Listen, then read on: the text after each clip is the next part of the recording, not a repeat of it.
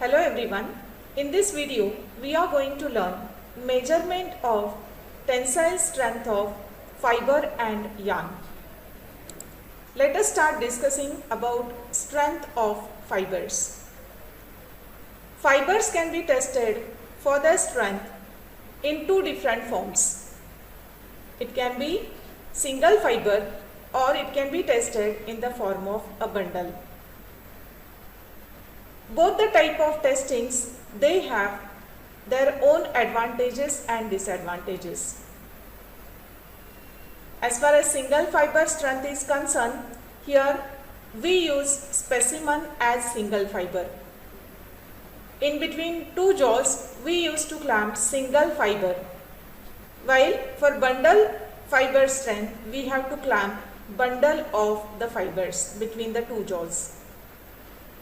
In single fiber strength testing, we have to take more number of readings.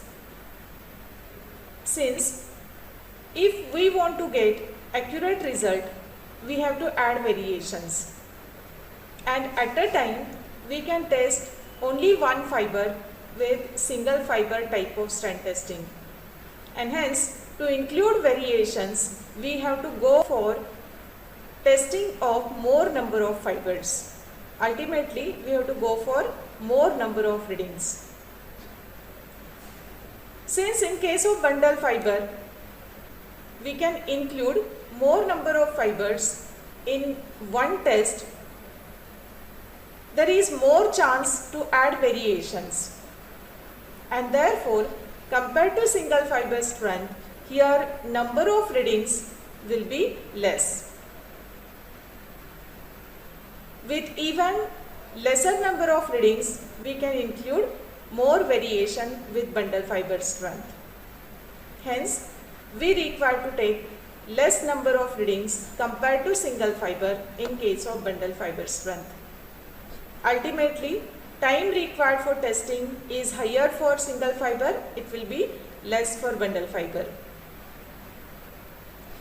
Since in case of single fiber strength, we used to clamp single fiber, after you apply load on the specimen, it breaks at its weakest point. Therefore, the result is accurate in this case. While in case of bundle fiber strength testing, because of composite specimen effect, if proper precaution is not taken while preparation of sample, we may get some error.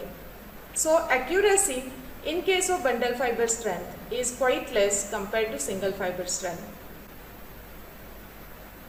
As has been discussed, size of the sample is less here, while sample size is more in bundle fiber. We can include more sample while we test strength of the fiber.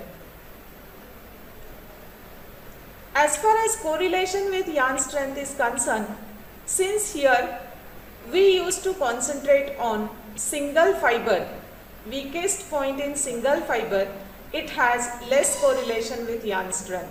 Yarn is bundle of fibers, and hence if we try to correlate bundle fiber strength and yarn strength, we get better correlation. Because in case of bundle fiber strength, along with strength of the fiber, interfiber friction is also taken care of. So it has good correlation with yarn strength. Considering all these facts, single fiber strength is more suitable for research, while bundle fiber strength is suitable for routine test, mainly in industries. So let us begin with the first principle for measurement of fiber strength. The first principle is strain gauge transducer principle. In strain gauge transducer principle, we used to have a metallic beam. Let us assume ABCD is a rectangular metallic beam. This beam is fixed in the form of cantilever. That is, one end of this beam is fixed while other is free to move.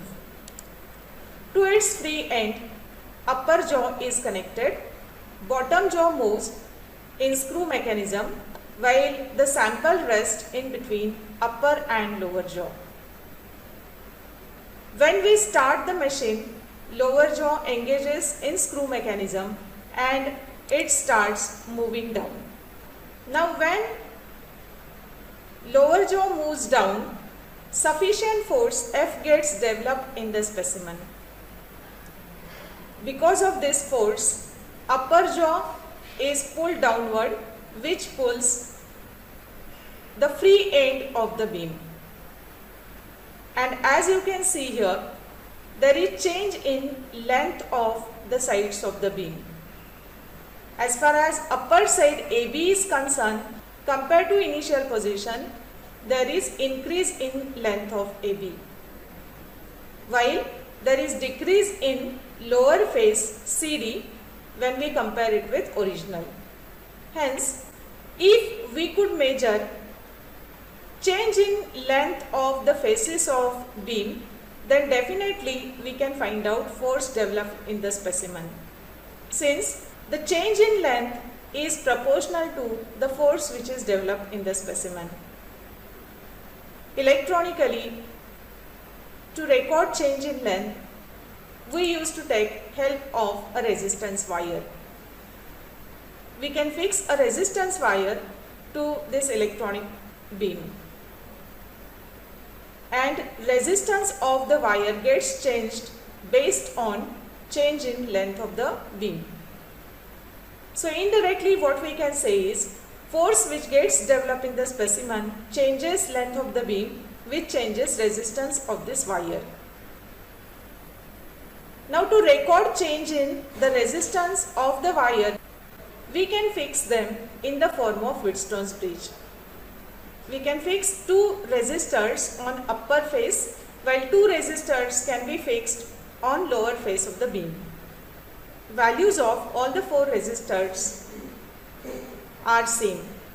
Ultimately, when there is no difference between the resistance of these four resistors, we get no output for Wheatstone's bridge. When force gets developed in the specimen, it changes the length of the beam, which changes resistance of the resistors, and therefore we get change in output. Indirectly, what we can say is force developed in the sample changes length of the beam. When there is change in length of the beam, it changes length of resistance wire, which changes resistance of the resistors. This changes output of Wheatstone's bridge. Ultimately, the force which is developed in the specimen changes the output of Wheatstone's bridge, and therefore we can design an instrument based on this strain gauge transducer principle. We can utilize this relation between force developed in the sample and output of Wheatstone's bridge. One of the instrument working on strain gauge transducer principle is Instron.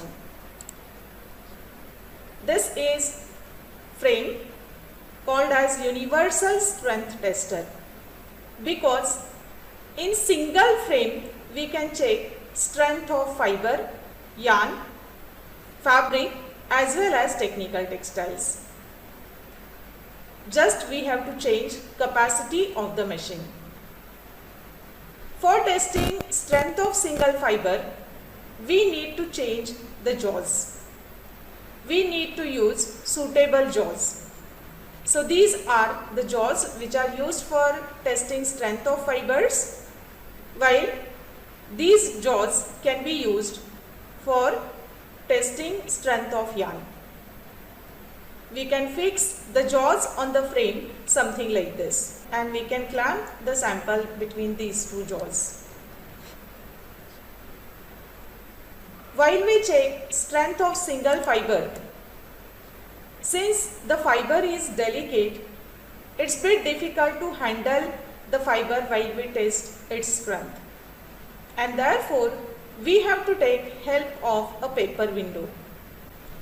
You can use cardboard paper and you can cut C shape with this cardboard paper.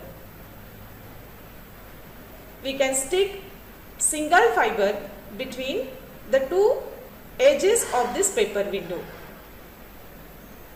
Now at this point you can handle, instead of handling fiber here, you can handle the fiber using this paper window. This side of the paper window along with fiber can be clamped in upper jaw, while this side can be clamped in lower jaw. Once you clamp the fiber, there is as such no need of this paper window. So we can cut this part. This is how just fiber will be there in between the two jaws. Now you can clamp the sample and start the instrument. The instrument, based on the force developed in the specimen, gives you readings in terms of breaking load or even in terms of tenacity. Based on the change in length of the sample, we get elongation of the sample. This instrument also can draw a load elongation curve or stress strain curve. So we could get additional information such as initial Young's modulus or yield point, work of rupture, etc.